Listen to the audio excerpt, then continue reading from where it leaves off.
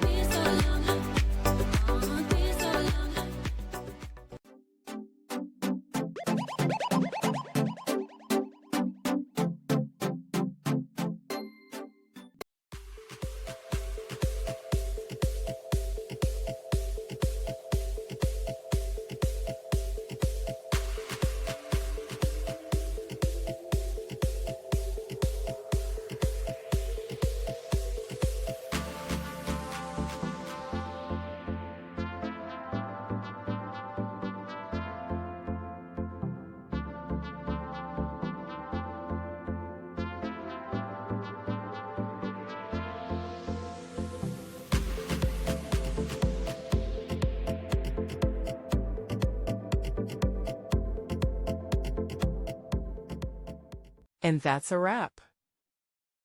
I hope you found the answer you were looking for. If you did, take a second to hit that subscribe button. It really helps out.